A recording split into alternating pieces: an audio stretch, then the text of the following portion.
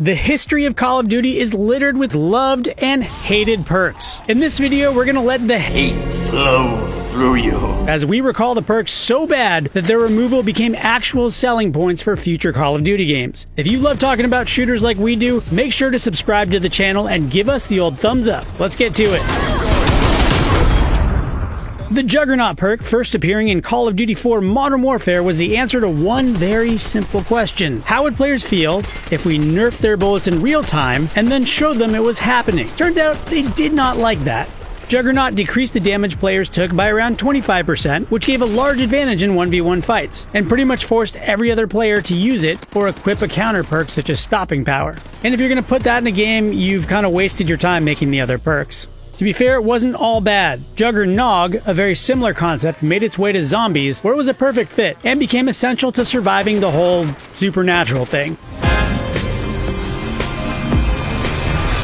Next up, if you've been playing much Modern Warfare or Cold War, you've probably seen some serious knife warriors running around the map at full sprint trying to prove that blades are still relevant in the age of gunpowder. But it used to be way worse. Commando from Modern Warfare 2 straight up teleported players over 4 meters to deliver a one-hit kill. It was so bad, in fact, that it ended up as a selling point for Modern Warfare 3 that it had been removed. Definitely no Commando perk. If that's not bad enough, there was even a pro version of this perk that got rid of fall damage and could be exploited on maps with large drops.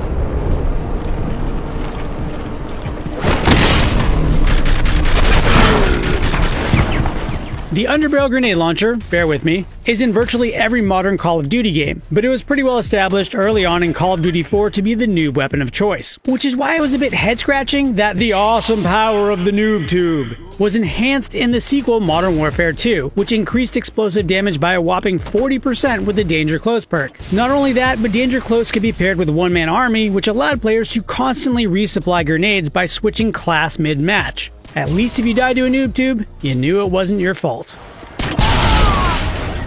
And I will strike down upon thee with great vengeance and furious anger.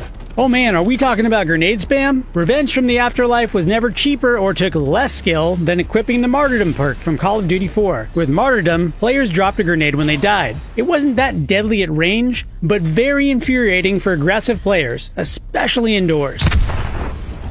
Players despise losing progress towards a high-tier kill streak from someone with this perk equipped. Despite being generally disliked, Martyrdom appeared in 8 different games. One of those being a DS game, just go with it. Get moving! And take out anything in your path! Taking heavy fire! We're here to move, Captain! This perk could even be enhanced with Sonic Boom that made it deadlier over a longer range.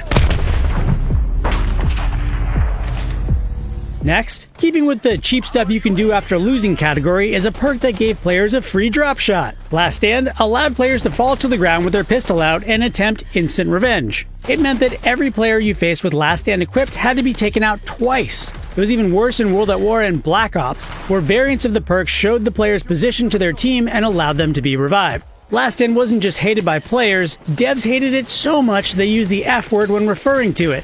And we don't mean fun. No Last Stand. Fuck you, Last Stand.